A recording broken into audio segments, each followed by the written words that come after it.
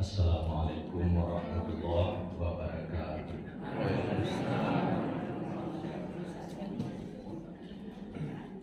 Alhamdulillah, asyhadu la ilaha illallah wa asyhadu anna Muhammadar Rasulullah. Rabbi shrah li sadri wa yassir li amri wahlul 'uqdatam min lisani yafqahu qawli. Bapak Ibu yang berbahagia, selama Ramadan ini yang namanya Masjid Jabal Nur, sebenarnya kan ada yang lain-lain, tapi untuk inilah dia Jabal Nur. Lalu saya teringat bagaimana nilai sejarah Jabal Nur, tempat ada gua Hira ya di sana, turunnya wahyu di Jabal Nur. Iya Bapak Ibu. Ya. Moga-moga sebagian di antara kita memang sudah benar-benar sampai di sana. Kalau misalnya belum soal usia dan lain sebagainya, ya kita sudah mengenal sejak usia SD ya, bahwa turunnya wahyu pertama kali itu di Gua Hira di Jabal Nur, bukit yang penuh cahaya. Jadi nama masjid ini selalu bernilai doa, nur ilahi, cahaya ilmu benar-benar menyertai kita. Tapi lebih dari itu, kalau soal untuk cerdas, dapat ilmu, tidaklah terlalu sulit. Asal rajin belajar, bertanya, menekuni, ilmu dapat. Tapi kalau berlaku adab, berakhlak mulia, memang butuh latihan. Misalnya misalnya dalam masjid, orang umumnya sudah berilmu, tapi kadangkala ada juga akhlak yang belum terlihat. Misalnya kalau kita di ranah Minang atau Indonesia, kalau lewat di depan orang tuh sedikit agak merendahkan badan, artinya seluruh badan diri kita ini minta izin, mohon lewat, walaupun itu usianya lebih rendah pada kita. Nah, itu salah satu adab. Tapi saya masih menemukan di masjid, terlihat di sebenarnya gagah, alim, tapi lewat di depan jamaah seperti tidak ada orang. Mungkin ini perlu kita tanamkan. Itu juga yang kita lihat di Masjidil Haram, Masjid Nabawi, hafalannya bagus, tapi kalau lewat di depan orang, kurang menampakkan akhlak, budi pekerti. Sebenarnya kita kan di dunia ini menonjolkan kerendahan hati dan ketinggian budi. Rendah hati, tinggi budi. Jangan pula dibalik, tinggi hati, rendah budi. Inilah, kiranya dulu ini sudah dibahas. Saya teringat pembahasan Dr. Surya Afdal. Kiranya sezaman ayah Buya Hamka atau sebelumnya, termasuklah generasi Buya Hamka, itu umumnya yang ditanamkan bagaimana beradab yang tinggi. Nanti kalau sudah terbawakan adab sopan santun, maka ilmu akan mengalir. Jadi jangan kecewa, misalnya terlihat ilmunya tinggi, tapi kurang beradab. Tentu juga kita berprasangka baik, alhamdulillah ilmunya sudah tinggi, tapi adabnya kurang. Kalau dapatkan menyatu, ilmu bertambah terus, lalu adab juga terlihat. Ini yang kita budayakan, salah satu praktiknya di masjid. Jadi saya masih ada menemukan lewat di depan orang itu seperti tidak ada orang. Walaupun itu kecil, tapi ini sangat menentukan. Nah Bapak Ibu, sebelum masuk materi baru, saya dapat dari Buya Faisal, nanti waktunya sampai 6:30. Jadi baguslah kita benar-benar mengaji dan mengkaji. Ada yang dibawa pulang, ada yang diamalkan tentunya. Pertama penegasan, mengapa puasa dimulai hari Senin tanggal 11 Maret? Jawabannya adalah saat matahari terbenam hari Ahad tanggal 10 Maret, masih ingat tuh beberapa minggu yang lalu, matahari terbenam, hilal bulan sabit, ini katakanlah bulan sabit melingkung sedikit halus, dia sudah berada di atas ufuk 1 derajat lebih. Artinya bulan sudah tampak, sudah wujud. Baik BMKG, Muhammadiyah, Persis, Kementerian Agama, ITB dengan poskanya BMKG itu menyatakan hilal sudah di atas ufuk. Artinya menurut ilmu pengetahuan hisab hakiki yang berdasarkan Al-Quran, hari Ahad tanggal 10 Maret bulan sudah tampak. Maka malam itu juga tarawih, lalu besoknya hari Senin tanggal 11 puasa pertama. Jadi nanti jangan pula ada merasa resah, wah itu berbeda lo puasa waktu Pak Menteri. Nah, tentu kita saling menghormati. Lalu mengapa Menteri Agama tidak mengumumkan puasa hari Senin tanggal 11 Maret? Karena hilal belum cukup 3 derajat. Pemerintah menyepakati itu 3 derajat ke atas, jadi belum cukup 3. Nah, makanya digenapkan Sa'ban menjadi 30 hari sehingga 1 Ramadannya hari Selasa tanggal 12 Maret, jadi beda 1 hari. Namanya ijtihad, ini kita saling menghormati, tapi harus diingat yang namanya 1 Ramadan Allah tidak pernah ciptakan 2 kali. Sebagaimana 1 Januari tidak pernah 2 kali. Sebagaimana 9 Zulhijjah untuk wukuf di Arafah tidak pernah 2 kali. Artinya sesudah wukuf di Arafah, besoknya pasti 10 Zulhijjah untuk Idul Adha. Artinya adalah Idul Adha untuk seluruh dunia hanya juga 1 kali pada tanggal 10 Zulhijjah.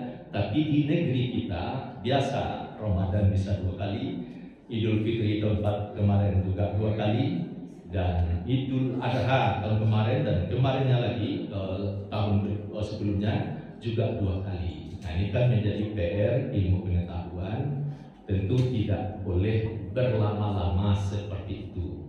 Yang namanya tanggal 14 bulan purnama setiap bulannya hanya 1 kali. Nah, terus mengapa hari raya besok ini diduga sama? Karena hari Selasa Bapak Ibu tanggal 9 April yang puasanya hari Senin, jumlah puasa sudah 30 hari. Hari Selasa tanggal 9 April. Nah, matahari terbenam, kita berbuka, ternyata hilal sudah 7 derajat di atas ufuk, sudah tinggi. Nah, bagi yang puasa hari Senin, ya sudah pastilah besoknya Idul Fitri. Nah, mungkin puasa 31 hari karena sudah genap 30 hari. Bagi putusan pemerintah, ya sudah cukup puasa 29 hari sah. Karena Nabi menerangkan ya jumlah bulan itu kadang 29, kadang 30. Terus mengapa pemerintah diduga mengumumkan hari raya itu Rabu tanggal 10 April walaupun belum diumumkan tapi diduga kuat sama? Karena sudah melampaui 3 derajat. Karena sudah 7 derajat. Jadi kalau sudah 3 derajat di atas ufuk, maka dia sudah masuk imkan ru'yah. Maka hari raya tahun ini Idul Fitri kita sama secara nasional. Kalau yang berbeda ada saja, ada yang duluan, misalnya Tarikat Naksabandi, nanti yang kemudian ada pula Tarikat Safariyah seperti diulakan, Foto Tuo dan lain-lain. Itu ya menjawab mengapa ada sama dan mengapa pula berbeda. Terus di sini tadi disebut sampai waktu suruh. Memangnya jadwal suruh pukul berapa? 6:16. Dulu sepintas kita sudah bahas ya waktu suruh itu. Suruh dalam jadwal salat bermakna apa? Matahari telah terbit. Jadi batas waktu subuh. Terus apalagi makna suruh itu? Maknanya adalah menyatakan seakan-akan begitu jam 6:16 misalnya, waktu subuh telah habis. Kok habis? Ya, matahari terbit. Terus bagaimana? Terlarang salat di waktu syuruk. Nah, jadi ini saya bawakan dalilnya dan ini memang mau saya tinggalkan pembahasan kita juga tahun yang lalu, waktu subuh yang lama ditambah 8 menit. Hanya subuh saja yang ditambah 8 menit, subuhnya tetap, zuhurnya tetap, asar, maghrib, isya.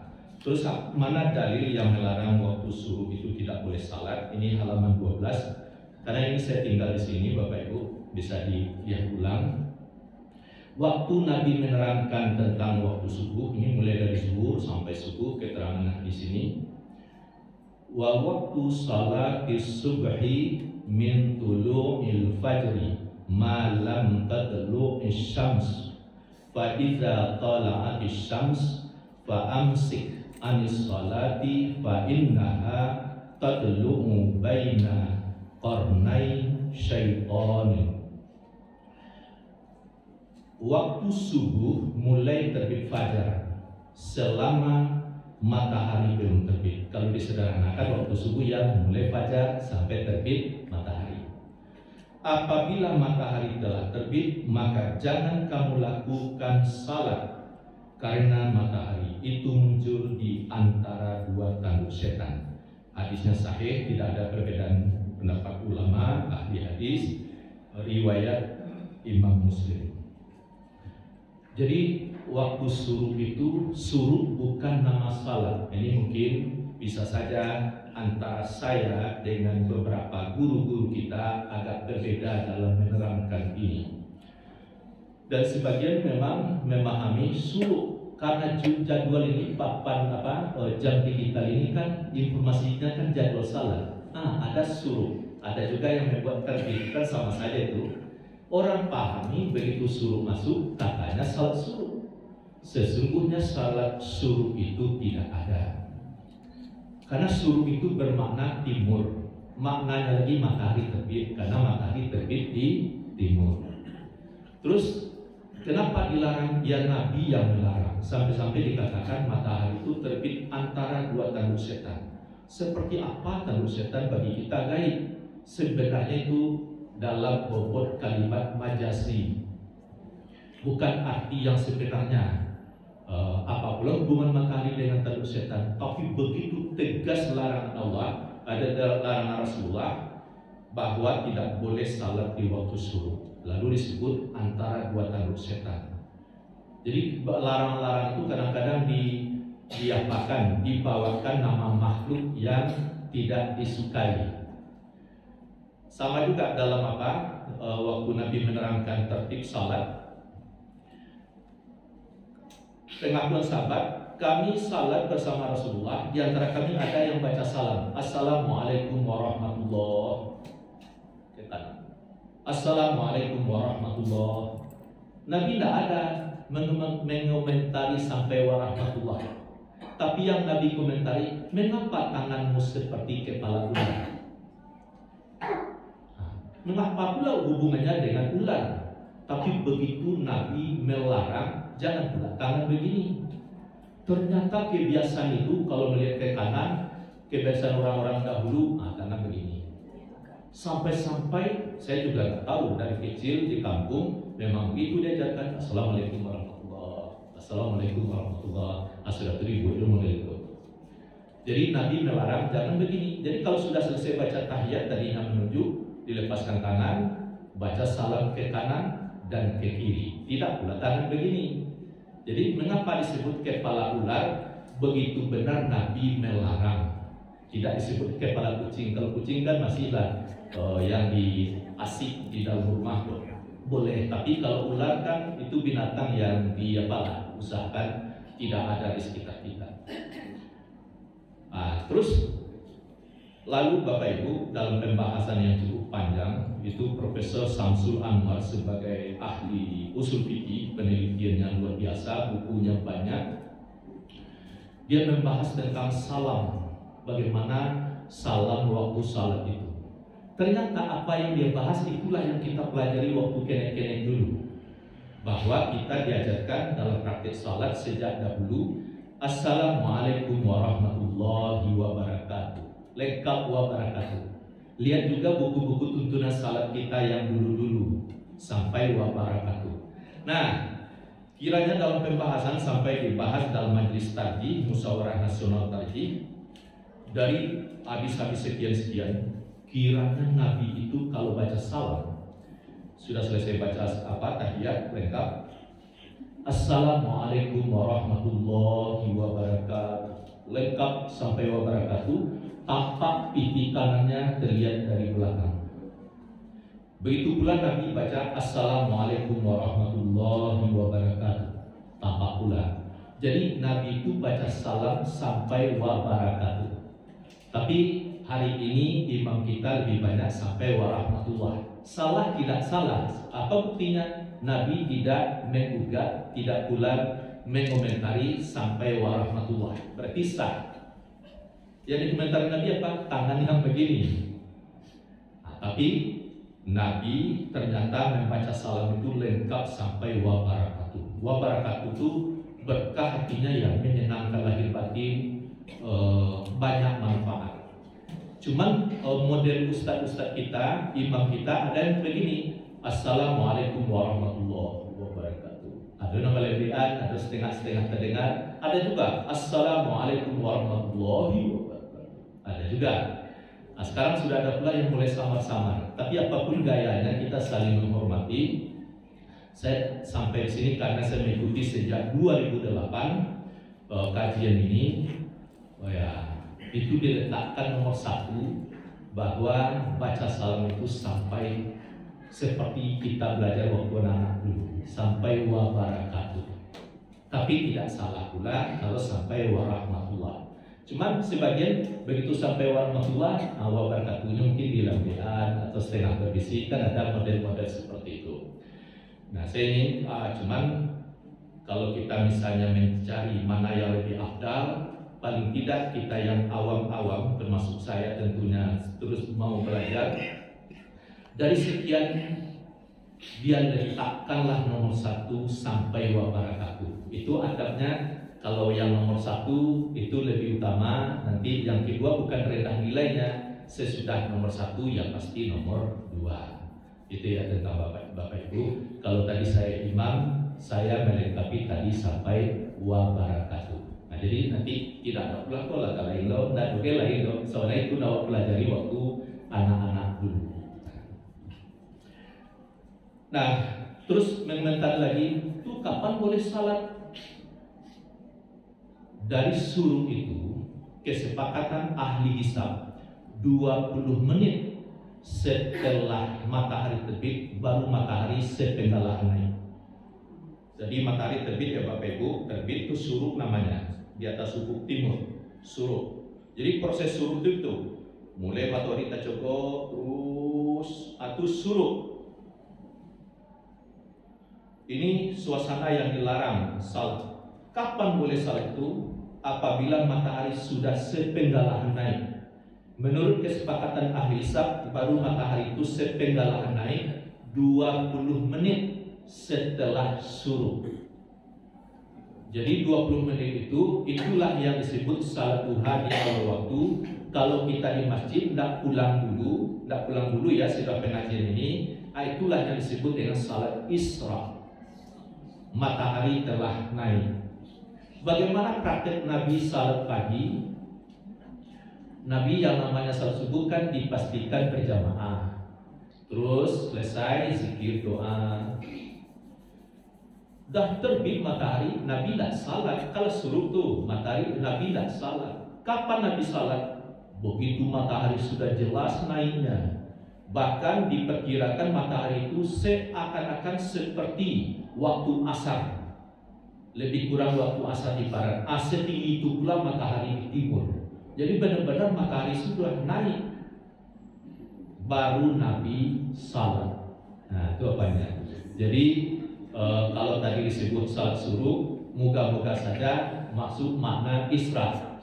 Apa itu salat isra? Salat duha di awal waktu.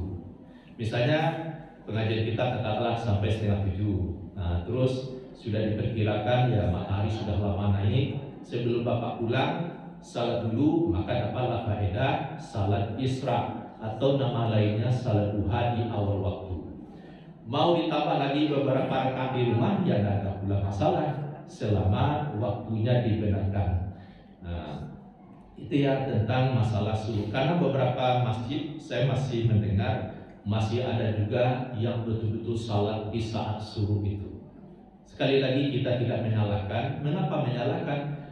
Memang ada pula ustadznya yang menganjurkan. Itu persoalannya. Misalnya dulu di Masjid Nurul Mulia, karena ada haluan Pak di Jalan Damar, di bukunya itu di balik jalan ada Masjid Nurul Mulia. Waktu awak menceramahkan tentang salat suruh, bahwa salat suruh itu tiada, jemaah aku agak lain cara mencari awak, agak tagang wajahnya itu. Kenapa Pak? Maaf Ustaz, keterang Ustaz berbeda bana di Ustaz kami patang. Kiranya 2 atau 3 hari yang lalu Ustaznya menerangkan dengan sebaik-baiknya menurut kemampuannya. Bapak dan Ibu, sekarang bulan Ramadan, berbanyak amalan sunat, di antaranya salat suruh, pahalanya besar seperti haji dan umrah, sempurna, sempurna, sempurna. Kan mantap tuh. Lihatlah kalender Muhammadiyah, kan ada salat suruh. Itu Ustaz itu menyampaikan dengan elok, dengan retorika yang jelas. Barulah saya sadar. Sekali lagi Ustaz yang menerangkan itu tentu tidak ada niatnya salah. Memang ada dalam kalender itu judulnya di atas jadwal salat. Hasil sudah subuh ada suruh, kan salah dia itu. Tapi karena yang membuat kalender itu saya dibantu oleh tim, barulah saya sadar. Makanya kalender selanjutnya dibuat suruh, ada tulisan di bawah terlarang salat. Dalilnya yang seperti dibacakan tadi.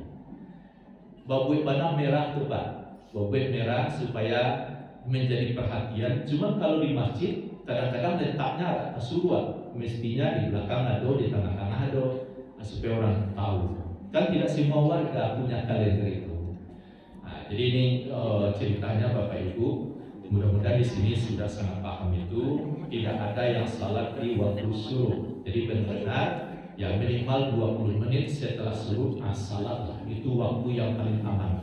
Dan saya juga mengikuti beberapa ustadz yang cukup ternama. Ada yang menyebut 10 menit. Nah, 10 menit sesudah suruh. Ada yang 15 menit. Tentu saya sangat menghargai. Tidak ada pula potensi apa untuk menyalahkan. Tapi karena jurusan saya ini sebagai dosen ilmu falak, tentu juga sudah membaca, dan saya temukan bacaan itu dalam buku yang pembinaan syariat oleh dulu pengadilan agama. Jadi pengadilan agama itu ada terus buku produksinya. Terus kalau dulu pengimbangnya adalah Departemen Agama Depak.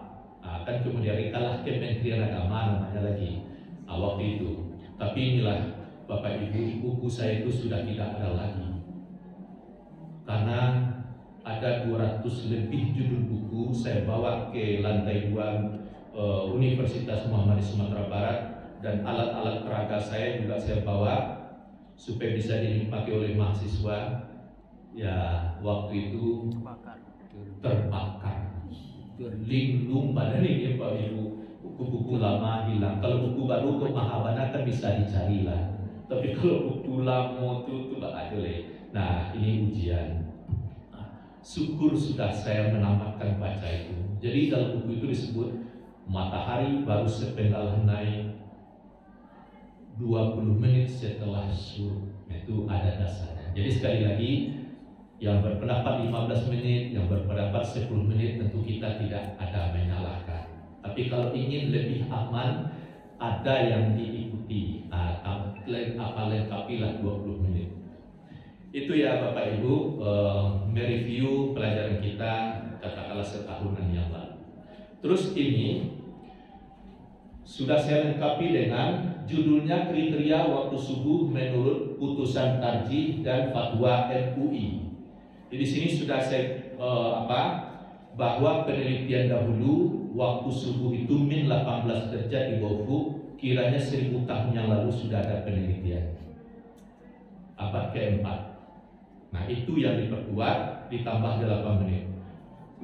Terus tahun 2022 saya juga ikut muzakarah atau ijtima ulama Sumatera Barat. Ini putusan diadakan di Hotel Bukit Gadang, dibuka di kantor Bupati Sijunjuang. Nah, itu 1 pekan menjelang Ramadan tahun 2022. Nah, ini dalam bentuk aslinya Bapak Ibu berwarna. Sebenarnya dalam ini juga cuma hitam putih. Saya titip ini Bapak Ibu, mana masjid di sekitar ini masih memakai jadwal subuh yang lama juga, misalnya lakukan pendekatan elok. Jangan disalahkan, karena nggak ada orang ingin salah dalam berbuat. Kan masih ada juga masjid yang duluan azan subuhnya. Maaf ya, kalau dari pemerintah sepertinya belum mau, masih memakai yang lama. Itu bisa dilihat di kalendernya, di jadwal salatnya. Saya mengikuti pertemuan ini sampai tingkat nasional, itu diadakan di Bukit Tinggi. Hadir 50 lebih ahli hisab. Saya sudah membaca itu ya. Nah, jadi jangan pula berharap dari pemerintah, paling tidak ini dari, kalau MUI itu kan sudah mengayomi semua. Nah, kalau MUI kan bisa dikatakan pemerintah, tapi kan diakui ya. Ini ada fatwanya bahwa MUI Sumatera Barat mendukung waktu subuh yang lama itu dicocokkan dengan posisi matahari min 18 derajat. Artinya tambahlah 8 menit lagi. Jadi ini Bapak Ibu, kan kita kan berbagi ya Bapak Ibu ya. Silakan ini di fotokopi, kok tidak mana saran cako minimal mendekati. Pokoknya materinya jelek.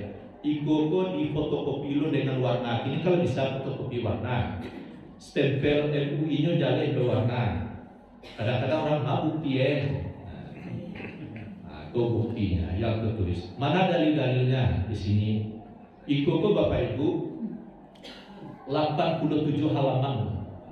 Lalu diringkas, jadilah beberapa halaman. 1 halaman saya tambah komentar saya dalam pengantar, dilengkapi pula dengan saran video yang hendak ditonton. Lah ditonton videonya, lah dibaca dalilnya, lah ada pegangan untuk tetangga. Saya yakin Bapak Ibu kan sebagian besar kan di sebuah kampung halaman kan ya, menjadi penduduk Kota Padang. Kita di sini kan mungkin ada dari Solo segala macam.